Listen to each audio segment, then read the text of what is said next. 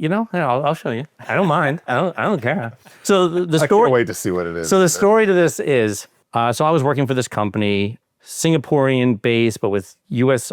headquarters outside of Seattle.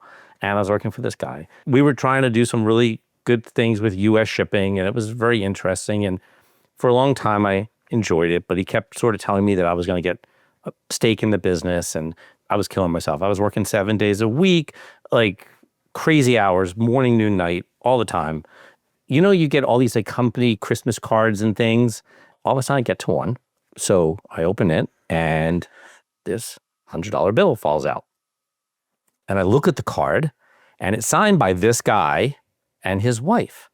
So I said to him, Joe, this is really weird, but I just opened this Christmas card from you and this $100 bill fell out. And I'm just afraid that really is for somebody else. And he's like, no, thank you for all your hard work. Wow. This was truly insulting. For sure. So I would love to know what he gave himself for a Christmas bonus. Exactly. So a fat stack of hundreds. Right. It reminds me not to drink the Kool-Aid a little bit. So I carry something in my wallet every day. Okay, so at some point in 2009, 2008, 2010, you and I met at a CrossFit gym. We did. CrossFit 757. Marc Marling, excited to have you here. Happy to be here. Mark with It's this. John. John, what was that guy's name? John Weiss. John Weiss. Yeah, that was a crazy place to work out. It was behind a dry cleaner. So first of all, Which was also a dry cleaner in the facility, if that was part of the facility. But yeah. You had to go to use the bathrooms. You'd go into the back of the dry cleaner. So you're working out with all those dry cleaning chemicals and the smell. I'm sure it was hot. Oh, it was hot. It was no AC. It was nasty. I never thought about the chemicals until just now. Just now. Yeah, think of the shit you do to yourself. So it's interesting though, because CrossFit was something that I don't even remember how I learned of it. How, like, what gets you into something that makes you like decide like, oh, I should try that thing? Because CrossFit is not a cheap gym either. It was like $150 a month, which if you think of a standard gym, 30 to $60. And you had to do some sort of introductory class too, which just to get in. Yeah, they want you had to show that you could do basically form because a lot of it is weightlifting. And was that an insurance thing? Or was it just? I don't think these guys had any insurance. It's just to see if you're real. I think they wanted to make sure you weren't going to like really hurt yourself really bad. I mean, people got hurt. I stopped doing it after I snapped the gas strap muscle off the back of my calf. The muscle that's in the back of your calf. Sheesh. I missed a box jump. I caught like my toes on the box, and my heel dropped below, and it literally snapped the muscle. And I'm like, you know what? And at that point, so we're talking like 15 years ago, right? So let's say I was 40 years old-ish, and I'm like, do I really need to be jumping on 24-inch boxes at this point in my life? Yes, you do. I don't know. It's a good question. But obviously we met, and I feel like we went to lunch one time, coffee sometimes. Probably. Mm-hmm. Became friends during that situation. You had just left working at the television station, and best letter I ever wrote in my life. I still have that on a laptop. Every once in a while, if I have a bad day, I open that up. I'm like, Oh, I understand. I have something I keep in my wallet, which always reminds me of when I worked for somebody that made me a lot of promises and sort of didn't deliver anything. And I really believed in it, and I like drank the Kool-Aid for a long period of time. And so it reminds me not to drink the Kool-Aid a little bit. So I carry something in my wallet every day. Wow. Some people say I should give that up as you shouldn't carry a negative talisman with you kind of thing. But that's for me, it kind of reminds me like, hey, just. How often do you have to pull that out of the wallet? I'll show you. I don't mind. I don't care. So the story. I can't wait to see what it is. So the story to this is, I'll explain real quick. So I was working for this company, Singaporean based, but with U.S. headquarters outside of Seattle. And I was working for this guy. And it was we were trying to do some really good things with U.S. shipping, and it was very interesting. And for a long time, I enjoyed it, but he kept sort of telling me that I was going to get a stake in the business, and there's a long story to all of that. But essentially, that was the idea, and I was killing myself. I was working 7 days a week, like crazy hours, morning, noon, night, all the time. He'd call if I actually was trying to get a workout in. He'd call. I'd stop the workout because it was like that. No matter what was going on. So it is March. This is important to the story. And I'm on the phone with him as I am every day, countless hours of the day. And you get all these like company Christmas cards and things, and call me terrible, but I didn't open them all up. And there's a stack of them sitting on these really tall speakers, and then a stack of Christmas cards sitting on top of this speaker. And I'm on the phone with him, and I'm like, I gotta like open them and just like look at them and throw them away, because that's all you really do with those company Christmas cards that maybe have the signature. Open it, look at it, throw it in the garbage. Open it, look at it, throw it in the garbage. All of a sudden, I get to one, and I open it, and so I open it, and this $100 bill falls out. This $100 bill falls out, and I look at the card, and it's signed by this guy and his wife. So now I'm really confused. So, and I hadn't gotten a bonus, but in fairness, like I didn't necessarily expect, like you do your job and, so I realized that this is like a Christmas bonus. And I think, well, he can't possibly mean this is for me.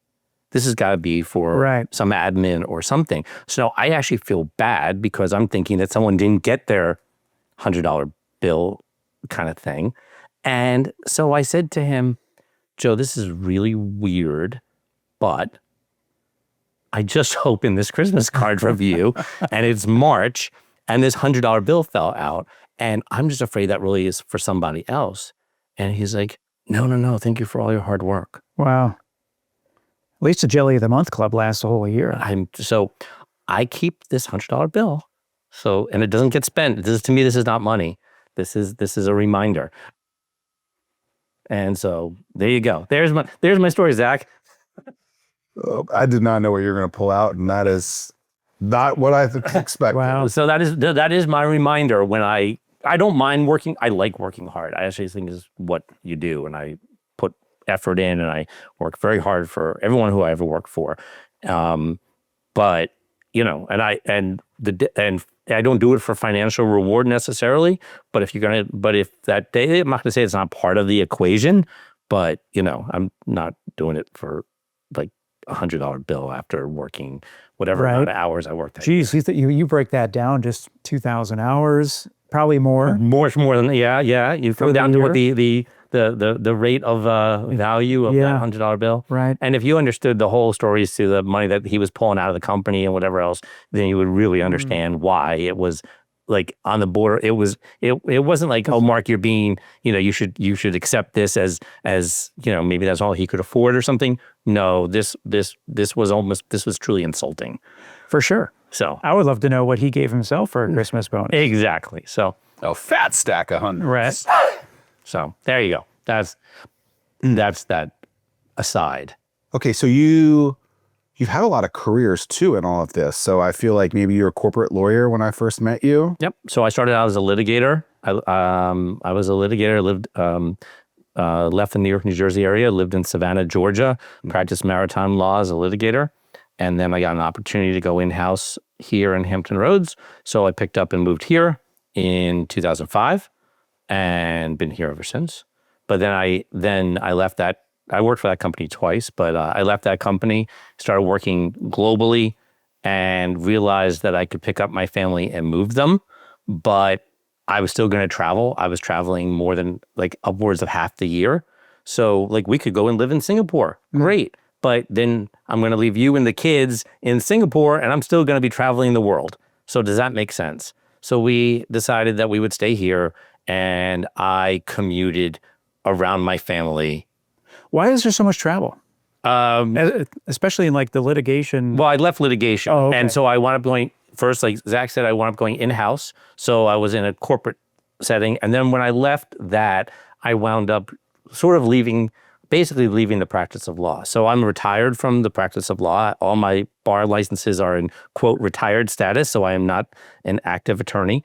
Although mentally, once a lawyer, always a lawyer, so you can use that for whatever purposes, negotiations and other things. But I wound up in more business roles. I'm in a business role today, and I've worked in most of, like the second half of my career has been in a variety of business roles with some sort of thought to what's going on legally and in areas, contract management, things of that nature.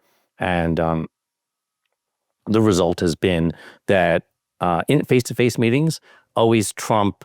I mean, we're sitting here face-to-face doing this. You can do these, as you probably do sometimes, via Zoom, but there's something more that comes out of that face-to-face interaction. At least I believe so, and my clients have always believed so, and the companies I've worked for. And so that puts me out and about. And it makes me a very frequent resident of ORF. And, to the point that people, at least at Delta Airlines, know me by name there here locally. The old George Clooney of the... Yeah, not quite, but yeah. I do. Was that 7 million miles? What was that? Up in the Air? Up in the Air, yeah. It's a good book. It's a really good book, by the way, by Walter Kern. Okay, did not realize. That was a book? Yeah. Book turned into movie, yeah. I'm an avid reader, so I am... I don't always remember the author, so for some reason that one sticks in my mind.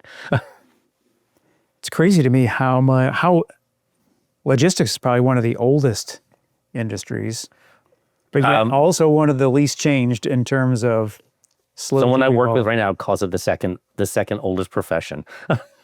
No, I mean, as a maritime lawyer, I will tell you that parts of maritime law go back to the Phoenicians, and they're still codified in different countries in different ways. But a lot of the base kind of information or legal structures go way back like that.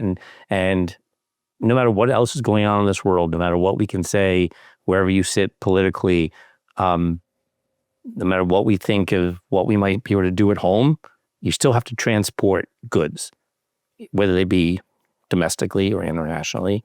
And this country is a country of consumers, and we're not going to stop buying stuff. Right. So the one nice thing about logistics and transportation is it's always going to be there. And the method of transportation might change a little bit, except, big movements are still going to go by ship, and certain things are not going to radically change. Maybe in the future, if Elon has his way, it'll be by rocket ship, but not yet. Well, the crazy thing is, I believe that like the 20% carry in investing goes back to the shipping days, because the captain of the ship took on all the risk. And then if the ship made it to the destination, then the captain would get 20% of the proceeds.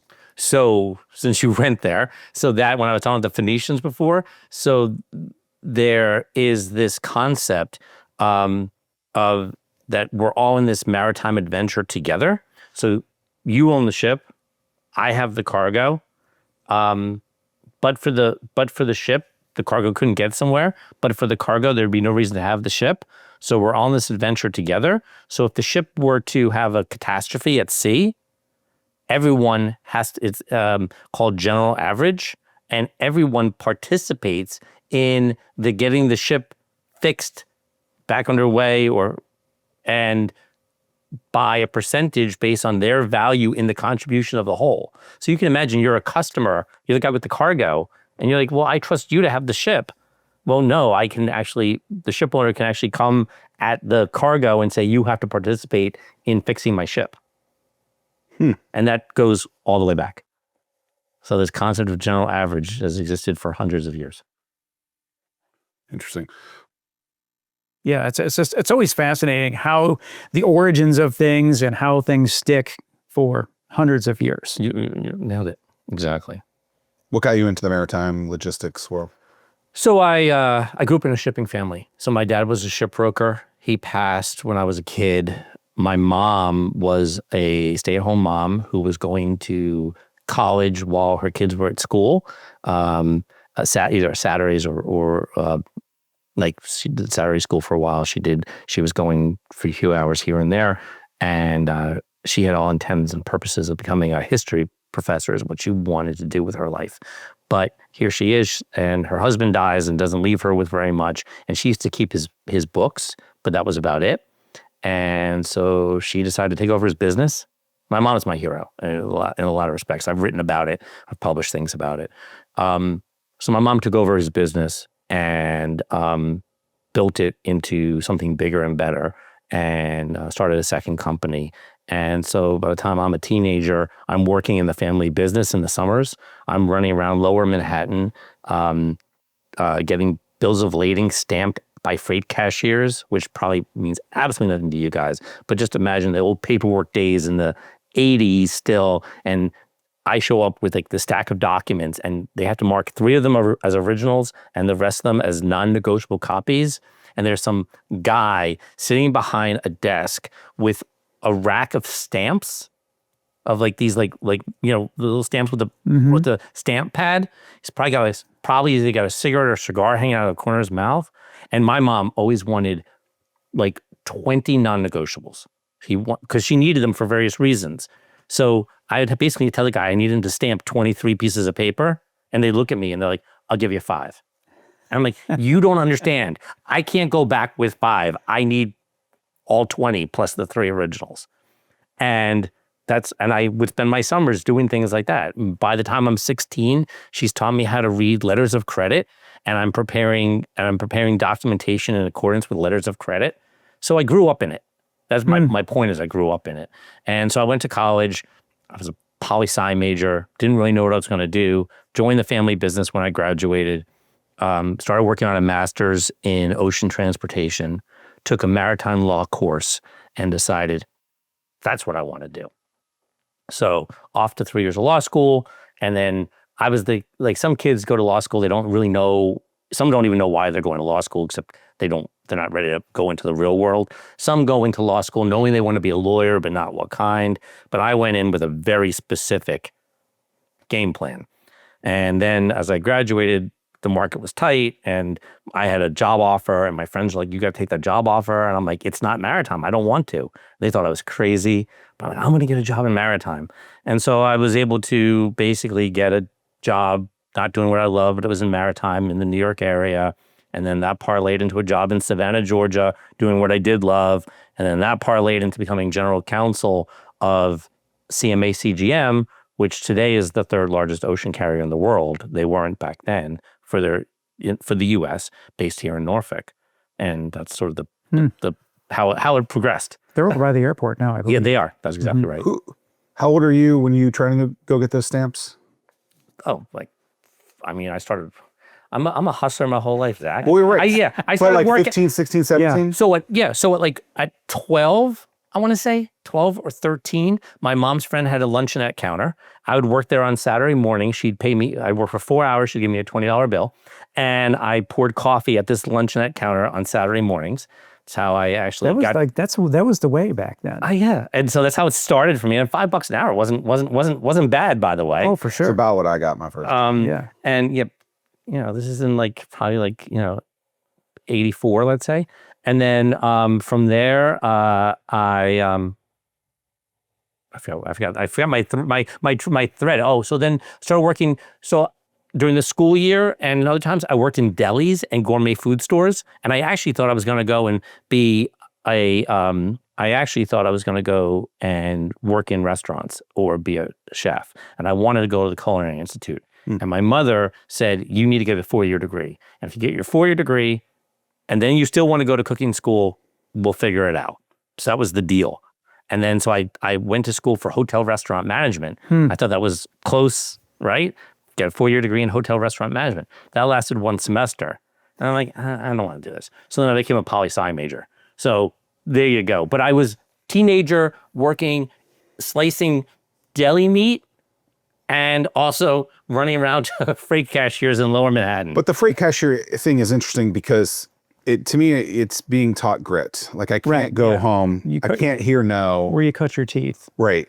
And so you call it a hustler, right? From that perspective. But I'm pretty sure that's lasted the last 40 years in your career. No doubt. So knowing you had to give 20 non-negotiable Yeah. If And you only you got knew 5. my mom, you were not my people. It's very funny. Every once in a while, I'll still meet someone retired who will say that they knew my dad in the industry. Not often. But my mom still has people, a lot of people who know her. They were all younger. I mean, she's 85 now. But you know, she is a legend, and people knew her, and she was in an industry that was male dominated, and here's this woman owned business, and in a time when women didn't really have these kinds of businesses, and she didn't take no for an answer, and you didn't as her child. My sister and I would not say that you were sort of allowed not to do whatever it was that you were told you were going to go do. And so you did it, and it became a work ethic, and my sister and I both have it. And I hope that I have instilled enough of it in my kids too, that they work. They know to work. I went to public school. They went to fancy private school, but my kids were not allowed. My kids knew that they were only going to private school for that year. Their job was to make honor roll. That was their job every semester. As long as you make honor roll, you get to keep going there. You don't make honor roll, we're going to have a very serious conversation. We're going to figure out, were you slacking? Then you don't deserve to go there. Is it too hard for you? Let's have a conversation about what that looks like. Okay. But you had to do the work. That was your job. And they brought home honor roll every semester. And in college, they have made honor roll every semester. And my one daughter, and she still laments it, she has 1 A- to her name. And otherwise, she's a straight A student. And my other daughter has a couple of Bs. But even so, I mean, they know. And she's now trying to, like, as she's getting to the end of her college time, trying to make sure she's getting all A's. I mean, so I've hopefully taught them by not just giving it to them, by telling them, this is your job. I feel like it's too easy this generation to quit. Whereas like similarly with my kids, it was like, whatever you start, you have to finish. Mm-hmm. And then once you're done with the season or whatever, and you realize that you don't like it, you can make the change, but you got to finish whatever you start. See, that's exactly right. I think it is too easy for people just to give up or do something or not bother. So if you're teaching them that, and you're teaching them that ethic. And then when you put the business on the business side of it, to your point, Zach, you got to finish what you start, especially if you raise money from investors. I mean, you just can't throw in the towel. You got to go down with the ship, so to speak. No doubt. I mean, the same thing. I also often don't think that, I think people give up. To actually, when I started podcasting years ago, I would interview entrepreneurs, successful people, but I didn't really want them to tell the story of their greatness. I wanted them to tell the stories of their failures, of their struggle. I had people telling me how they were, couch surfing, because they couldn't afford rent anymore because they put all their money in the business. I remember interviewing, what is his name? The guy who owns the Savannah Bananas. Mm-hmm. Jesse. So I interviewed Jesse. This is before Savannah Bananas made it as big as they've now gotten, this years ago. But he was talking the story about how he and his wife, and I think they had one kid at the time, and they were like, literally, they had mortgaged their house to the hilt to throw it into this business. And they were on the verge of, going bankrupt. Yeah. And, but he had, and I wanted to tell those stories because I think that a lot of these people who are watching Instagram or something else. Yeah, everything is so glamour and bingo. And that's the thing is, I don't want to see another person leaning against a supercar and talking about how they made it. That they're leasing for that day. Yeah, exactly. Bullshit. They do that for houses too. Like I'm in this. I want you to be your honest, authentic version. And then to the person who I was trying to coach or help along the way, I want them not to give up because they hit one roadblock and they're like, oh, I can't do this. It's over. Like you don't, then you're playing at it. Even to the extent of just getting someone for whatever you want in an email to get them to respond, I think is a difficult task. And people are just like, well, they didn't respond. I'm like, right. Well, Do we know they opened it? Did you call them afterwards? Did you show up to their office? Did you try to get on? Did you do anything else other than, no, I sent the email? Yeah. So what is with the thing with the email? People are afraid to pick up the phone. People don't, to go back to what you're saying about like me getting on the road and sitting face to face with people, it's the same thing. They don't want to get on the phone. They only want to work electronically. I had a friend. Oh, I prefer getting on the phone. There's no context lost in certain situations, right? Especially if you're talking shop and you want something. Oh, absolutely. But I remember someone told me this story. So they wanted a reservation at a certain restaurant to bring a client to. So they told their admin, hey, get me a reservation at this place. And she came back to him and he said, yeah, did you get the reservation? She's like, oh, no, I couldn't. And he said, well, why? Well, they're full up. What? She's like, no, they're not on open table. He's like, call the restaurant. She's like, why would I call? Like, what? Like, yeah, call the, like, if you're not going to call the restaurant, I mean, what is, Is this common sense at this point? Like, were we taught common sense back in the day and this kind of stuff is not real? Like, is that what the missing piece is like street smart, common sense? People don't realize like, oh, this thing isn't here digitally that I should go do it. Like, it obviously makes sense. Like, do you want it hard? Do you want it enough? Don't like, talk. If you can't do it like in a text or an app, they don't want to do it. And it is crazy. And like you're saying, emails. New age common sense.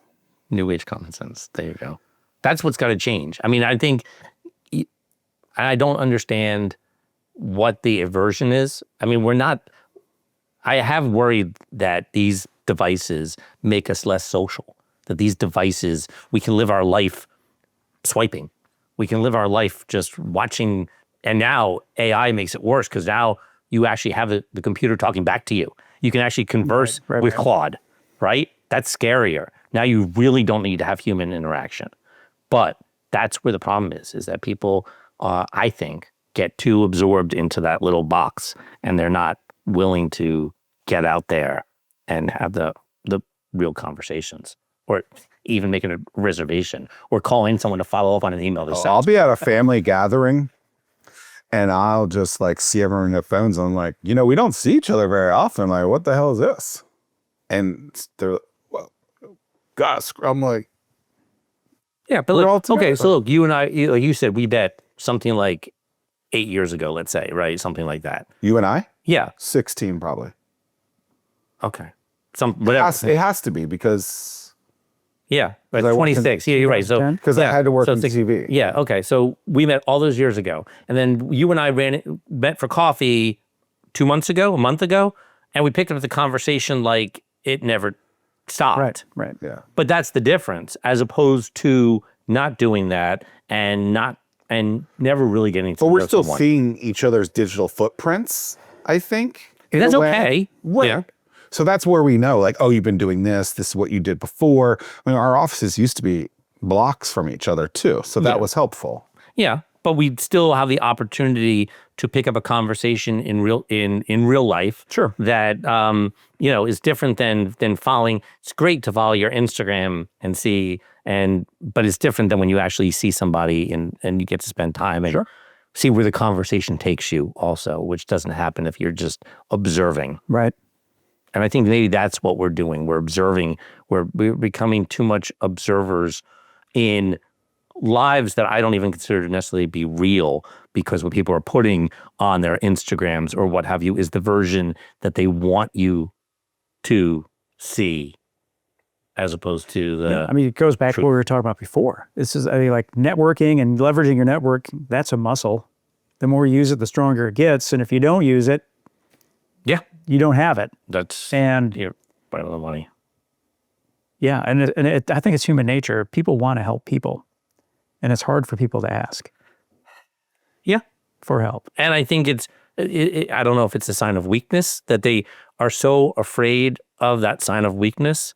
We were talking before we started recording about this Substack series that I've started, and I'm putting it all out there. I am putting what some people might call vulnerable. I'm being vulnerable that way.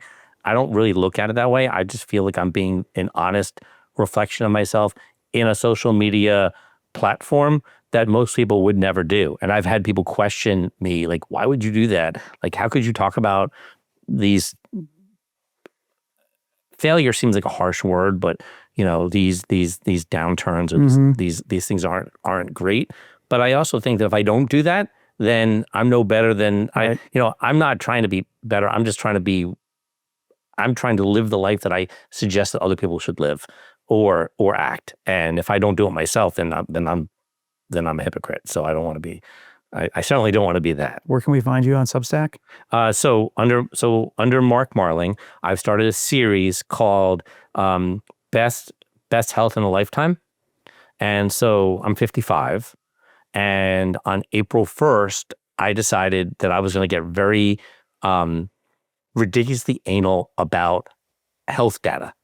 It wasn't that I wasn't tracking some of this stuff before. I mean, this Oura Ring is several years old. I've done all this stuff, but I've never been, I don't want to say obsessed with it, because I'm also not trying to say, oh, don't eat this. I'm not that person. I'm human. I'm a business guy. I travel a ton. I eat in restaurants. I still like a nice glass of red wine. I do all these things. I just want to understand the owner's manual. I want to understand that if I drink the red wine, here's how my body actually processes it. It's amazing how much your resting heart rate changes. Exactly, right? I never knew that. I didn't know anything about resting heart rate. I didn't know anything about heart rate variability. I didn't really know much about VO2 max, except for if it was higher, it meant you were having more oxygen in your blood. Great. But I didn't understand the owner's manual. It was like I never bothered to pick one up, and I just plugged this stuff in and see how it goes. And I decided at 55, I would start to read the manual and pay attention to these things. And so that's what I've been doing. And I've been publishing the results. And again, good days and bad days, weight gain, weight loss, whatever's going on. Sometimes about the mental pieces of all of this, because the stress in being a professional and in working hard does take its toll on everybody. Yeah. It's amazing. So I've been living it out loud. And that's what I think Zach's been a good reader of my articles. Yeah, it's amazing when you measure. It's so much easier to manage at that point. Yeah, as so many people just look the other way. And Zach and we've had many conversations, and habits have changed when you start to look at. But when you look every day, whether it being your bank account from a business perspective, if you're looking every day, at some point you keep looking, you're going to be like, something's got to change, maybe, right? For the good or the bad, right? In the weight loss or the fitness perspective, at some point you keep looking, you got to be like, all right, well, I got to do something. Even sleep. I mean, I prioritize sleep. Look at your now. sleep every single day. You might want to do something.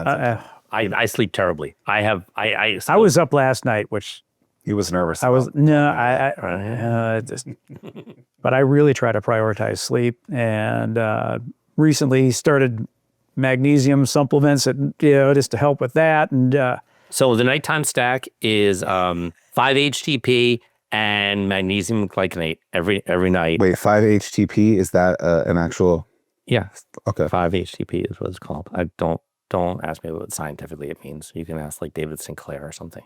And I've kind of researched each piece of the stack and play with a few things. Like I just decided that as something was running out, it wasn't really doing anything. I wasn't noticing a difference on or off red ginseng. So red ginseng so today is the last day of red ginseng and it's falling off because it really wasn't making any.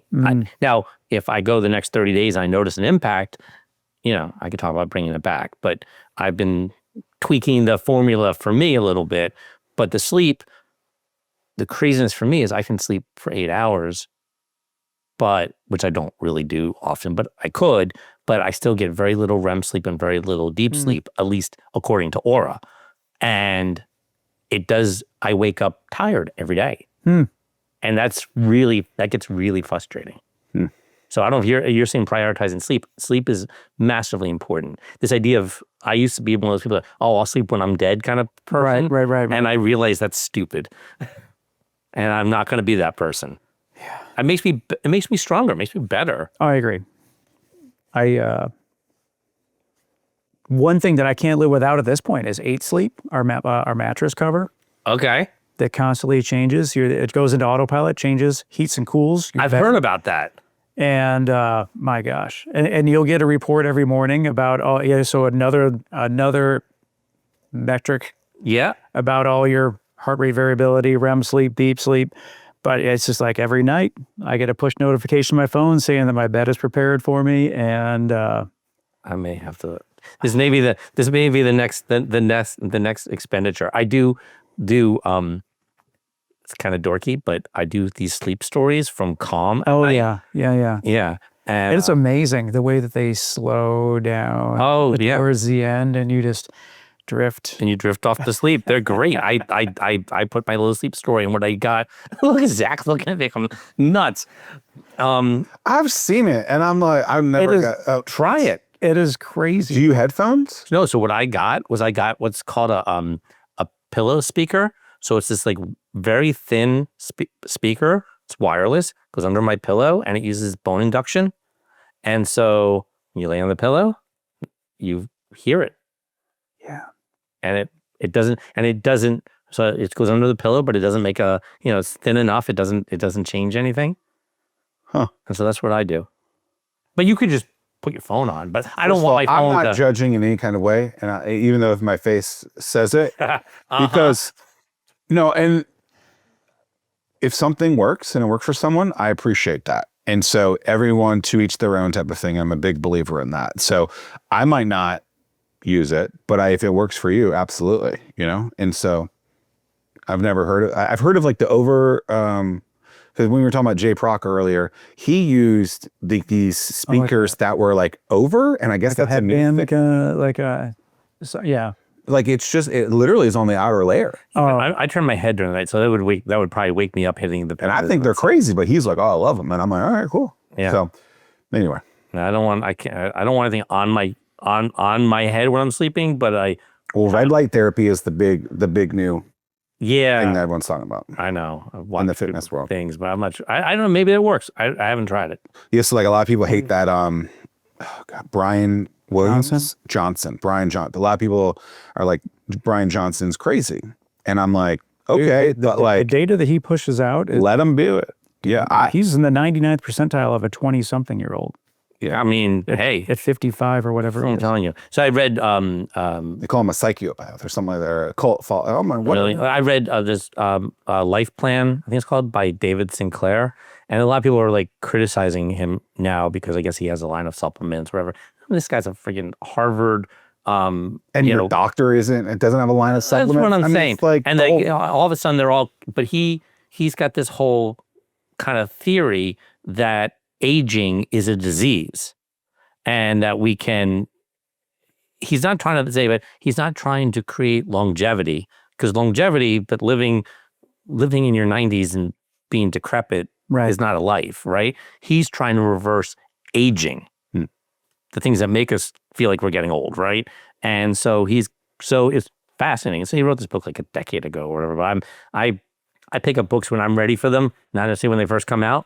So I'm a little behind on some of these things. So I had read his book, and some people are like, oh, be careful, but everyone's going to be skeptical about something. But if it's working for them, hey, I'm going to pay attention to the results, not like that he's making money on the side. I don't care. You again, back to working hard. If you're doing this and you got to get paid, I understand. If you don't make money, you're not going to be doing that. You can't be producing the content that you want. Yeah. So we live in the deepest port in America, if not the world. Or deepest port on the East Coast. Let's not get crazy. Don't tell Sarah McCoy might not love me right now, but it's deepest port on the East Coast. Okay, so had that been misleading information all those years? Had it always been East Coast? Yeah. Okay. East Coast. Okay. My apologies. Okay, so we live on the deepest coast deepest waterways coast in the East Coast, and a lot of logistics here, a lot of ships coming through. Like, how are we doing? Like, what's I mean, the market is, I think we're doing okay. Market is interesting at the moment. The ocean carriers have been raising their rates. And some people think that that means that volume is increasing. It feels right now that it's more about capacity constraints, and that maybe ship owners have somehow, although they say all ships are working, reduce capacity somewhat so that they can push rates up, which I guess is, I mean, everyone should make money. And so there's a value wherever things make sense. Of course, people also realize what it costs at the store and what things cost, because no matter, anytime anything goes up, it is going to eventually wind up in your wallet is going to be the issue. Yeah. But as a port, I mean, we are very modern. We've done great things. Honestly, a couple months ago, we buried John Reinhardt, who had led the port for some time. And he really was very instrumental in making massive changes. And then people who came after him continued that. And now Sarah McCoy just got named the new executive director of the port. And she is doing, I think she's going to continue in that trend. She's a smart lady who I think has her eye on the ball and wants this port. There's a lot of people who believe this port can be not just the deepest port on the East Coast, but can be I'll call it the biggest port, for lack of a better word. Right now you have New York, New Jersey, which serves such a massive market locally. But I think as a gateway port into middle America people are getting tired of New York that way. Savannah is a massively big port. Savannah took a lot of advantage, and combined with the growth of population and things in the Southeast, which we know has, exploded over the last 25 years. They were well positioned to take advantage of all of that. We are sort of in the middle, right? But that also means we have great connectivity into middle America. We have great connectivity. Our local population may be small, so we're not going to necessarily be serving that local population as, like, we're not going to have that intense inbound cargo to serve our region. The goal is to be that gateway into other parts of America so that cargo will flow. And that's where that's going to make the huge impact. Does that sort of make sense? Yeah. Well, the thing that's really interesting to me is that, like, as busy as the port is, we don't see a lot of semi-truck traffic. Does a lot of it leave rail? A lot of rail. So in Norfolk, the terminals in Norfolk are generally basically served by Norfolk Southern. There's people who will say that CSX also can do work there, but it's really, there's a local railroad that feeds into, and because of ownership and what have you, it's mostly Norfolk Southern. On the other side, if you go over to FIG, then, which is on the Portsmouth side, then that is got both access to both CSX and Norfolk Southern as the two main pieces. And I say that as a compliment, that, gosh, I can't even imagine what it would be like if tractor trailers were so the question is, everything. There's this man-made-ish island called Craney Island. I don't know if you've heard of it or not. So it's the spoils island. So as they do the harbor deepening and also just the main maintenance dredging that they do, they take the spoils, the dirt, and they put it there. And they've been building this island, which is supposed to become our next megaport. So that's the expansion plan? That's the long-term expansion plan. They've done. Interesting. VIG is modern, and then they modernized NIT in Norfolk. And they did a great job. But any way you look at it, NIT has some natural barriers. It has the Navy base on one side of it, and it has basically Ghent on the other side, and other neighborhoods on the other side of it. And you talk about tractor trailers, and no one wants that stuff running around local roads. So the query is long term, do you keep spending money in NIT, Or do you get to a place where maybe you put all your money, your expansion, our tax dollars into building this new super terminal and then design it for the future, design it for easy both rail and truck access. And maybe 50 years from now, NIT doesn't exist. I don't know. But I mean, certainly there's a lot of people around there who would love for that to be prime real estate for houses, probably. Sure. I mean, we recently took the cruise out and it was just amazing just looking at the land. And I'm sure there's a lot of developers that would look at that just licking their chops. Then there's a lot of, and we're only talking about those big Port of Virginia terminals, but there's a lot of private infrastructure and private terminals that in Chesapeake and in Norfolk as well that we don't even talk about, but not just in shipyards and all of that infrastructure, but there's private maritime terminals for cargo as well. So how much of this industry is unionized? On the waterfront part is basically unionized. So the ILA, the International Longshoremen Association, runs all of your labor, and labor here has a very good relationship with management. Hampton Roads Shipping Association is the management body that negotiates with the union aspect, but they have a very strong, good relationship.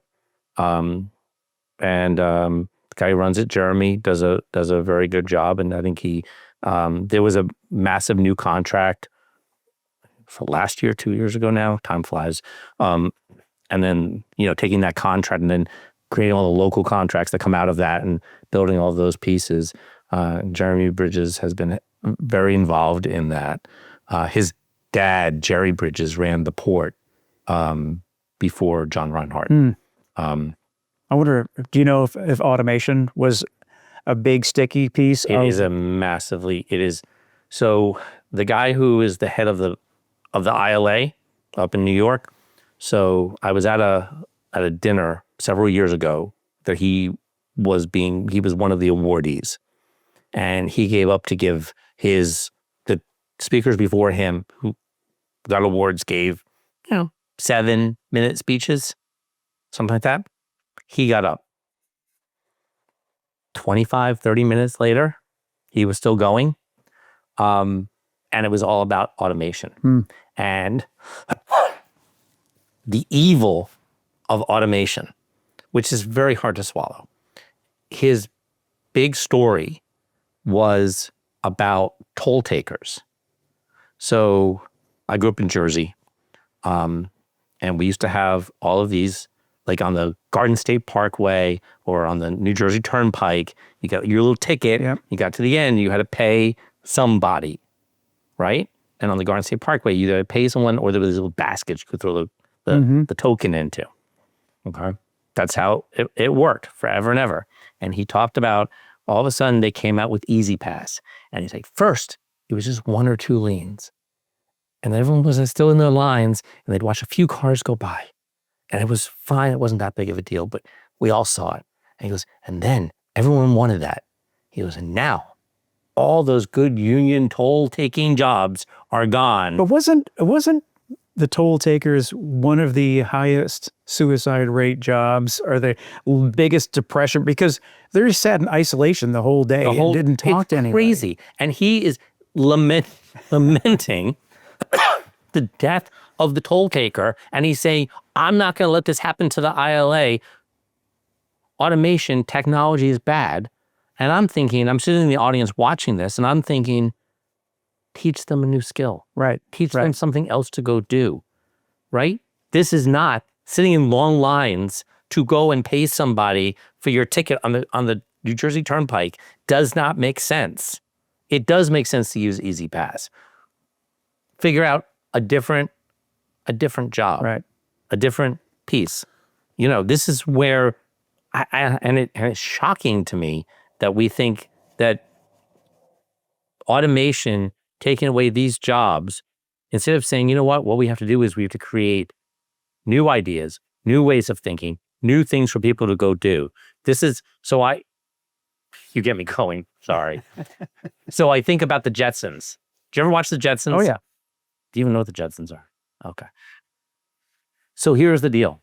And they had Rosie and they had all this stuff, right? But George went to work every day to press a button, right? Think about it. I never thought about it. Think about it. He went and pressed a button. The most easily automated task, but it was because if you think about the time, he had to have a job. So everything was being done by robots, but he went and pressed the button. All I'm saying is he obviously doesn't need to press the button, but instead of just lamenting the end of that, we should be thinking about what else could we create for people. And I've got kids who are in their 20s. Right. I mean, I do worry about their futures. And, if I ever have grandchildren, but I don't want them to enter, button pressing end of life jobs. We've got to think about what comes next. That's got to be right. And if you're in the leadership role of a massive union or something else, again, think about what needs human capital, what really needs our brains. Or in your case, when you were a kid. Yeah, it's stamping. No one is stamping pieces of paper anymore. That's like when I tell people that's how it used to be, they look at me like I'm like, what? Yeah. I'm like, yeah. I'm like, but there were no computers, guys. We used to sit there with a pre-printed form, and then we took onion skin paper. You know, it's like this very thin paper you can read, you can see through. So you would feed it. You would take the form, and you take the onion skin. You feed it into a typewriter, so you could see the lines and the boxes, and then you would type in on the onion skin, and then you put the onion skin on the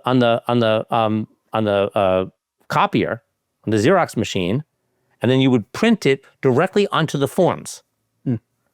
Because now there's no forms. Now it's a computer that prints all the lines and prints the whole thing, which is, by the way, is also so stupid because the only reason we're doing that is because the laws haven't kept up with technology. So we still are theoretically paper-based. So even though no one's printing paper anymore or doing things in paper, we're still using the laws as though that piece of paper would have existed. So if I require you to print me a copy, you would still print with all the little lines, right? But really, it's like how often do you get a boarding pass at an airport anymore? For the most part, you use your phone. That's right. I appreciate the guy who won the award to talk for 30 minutes about automation, caring about his union and his teammates. Sure. But maybe to plus one on that, it would be, hey, like, it's good that you want these people to still have jobs, but are you doing them a disservice by keeping them on something that they could be used with better? Because on the opposite side is people are just like, I'm going to automate and get you the hell out of here type of thing. Well, especially if there's upward mobility, we can get you from 60, 75K to 100, 120K, whatever the numbers are. Well, the salaries are well paid in that union. But you're right. I am not saying, and I know that a lot of people think AI, they think just job elimination. We have to be thinking about this. It's like when my kids, when there was Chat GPT first showed up in schools, and the teachers were saying, I'm going to catch you using Chat GPT, and you're going to get an F or what have you, right? Now the smart teachers are not running away from it, but talking about how to utilize it, but utilize it in a smart way, right? Because you can't trust the product necessarily. You have to validate, you have to do things, but it can help you with a first draft. It can help you with a lot of things. I know when someone sends me an email that was written by chat, I can tell in 2 seconds if they're lazy and they don't do the work. But if they do the work and they use a draft and then they work from that, or just some basic research or something. But it really is a question about how you go next, right? What do you, like, being afraid of it or running away from it, it's coming. It's coming. Oh, for sure. Right? That button pressing job isn't going to be here. So you think Hampton Roads, our port here, do we have the opportunity to lead change, or is everyone pretty much? We are more modern than most ports in America because of the relationship with the union here before others got involved and allowed certain amounts of automation. So we have the coolest, most modern, fastest, biggest cranes. We've got great stuff. It's amazing. still doesn't counter what you might see in China or other places. Right. That Yeah. don't, and that's where it gets hard, is that, Because I hear China's almost fully automated. yeah, so we're not, right? We do have robots moving stuff around at night and doing other things, and we have great stuff by US standards, but they're still not keeping pace with. And that's where we have to start to think about people need to make money. People need to live. Understand all of that. I don't suggest that we should kick people out to the street, because then we're going to create a different problem. What we should be doing is thinking about new training, new things, what the future looks like, how to make sure that even like the younger people have, even if the older people don't, even if I'm too old and I'm too set in my ways and I can't learn, well, I don't think that's really true, but let's just say it is. And I'm pounding the mic and probably screwing things up. But as I'm thinking of these things, how do we go forward? And especially with the younger people, think about you can't do the same job your dad did or your granddad did. Right. It doesn't exist. And if it does exist, it's not going to exist in 10 years. Yeah, that's super fascinating to think about. I mean, In today's day, how many people can say that they did the same thing that their dad or their grandparent did? But how often is that ever the case? I mean, I think that right now, skilled trades is probably one of the very few things. Sure. If you're an electrician, Okay. your son can be an electrician, your grandson could be an electrician. That's fair. But at some point, even that's going to change, because some of that stuff's going to change. It may be a longer path, but some of it's going to change. But if you're in a job that was very much button pressing, that job is, I mean, I'm telling you stuff I did when I was 16 years old. It doesn't exist anymore. I'm not that old. I mean, it is crazy, but huge things that I did as a kid don't exist at all. Things I did even as an adult don't exist. When I came to CMACGM, when I joined initially, there was a bunch of people who was the documentation department. Most of what they had here in Hampton Roads was a documentation department. It doesn't exist anymore. Yeah. Because you don't need to. Paper, anything that's like touching paper. Look at our local newspaper, or what's left of our local newspaper. I don't even know what is left of our local newspaper, but I don't think it's much.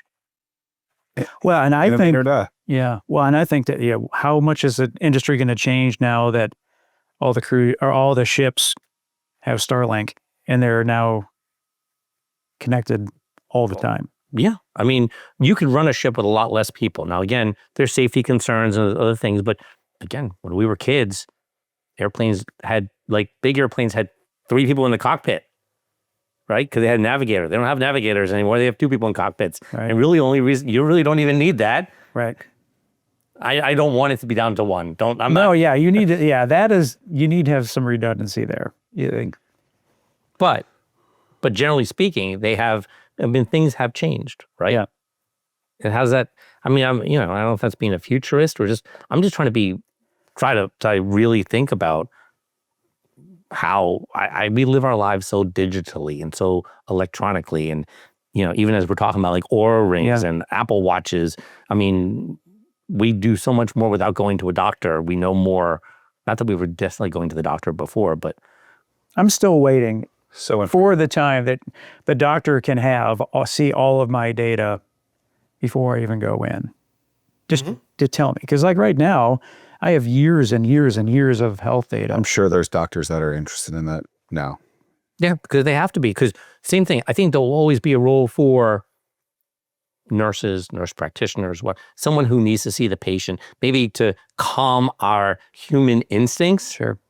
But aside from surgeons, and maybe robots aren't quite to the level of surgery yet, but other doctors who just read results, Claude can do that.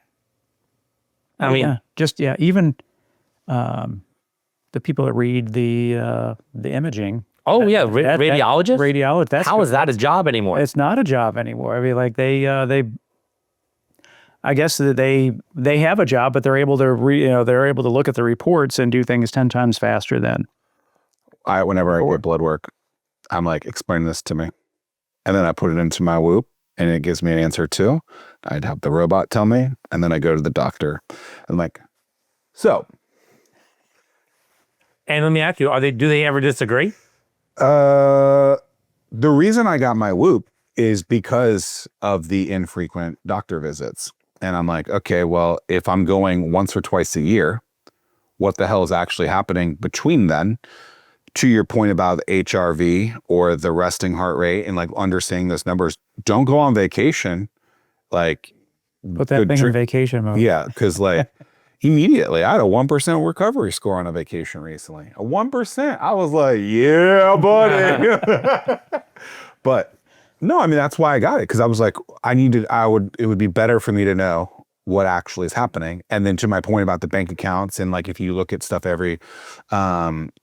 if you look at things more frequently, at some point you're going to keep looking at that data point and be like, whatever it might be, and be like, I could probably do this better. If you have a grit of like resilience and grit in you and like want, like that data will tell you at some point, like, you gotta switcheroo with this stuff. Okay, so you travel a lot, you come back here. Is there a food of the region? Is there a food or something that this region is known for? A food of this region. Yeah.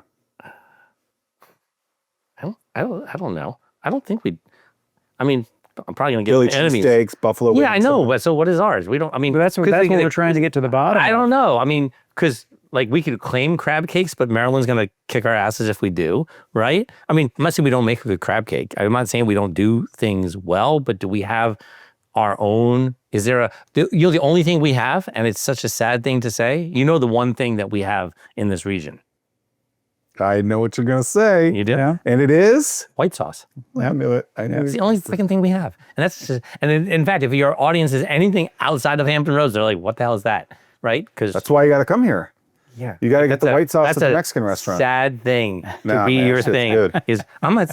But that's our thing. I mean, and that's like, that's it. not something to, Right. we need Known something about. more than white I sauce. don't know, that white sauce on a burrito. Like, let's go. Yeah, we need something more than that. Okay. We don't have I mean, I thought we had, I honestly, my daughter had to teach me. I thought we had the Orange Crush.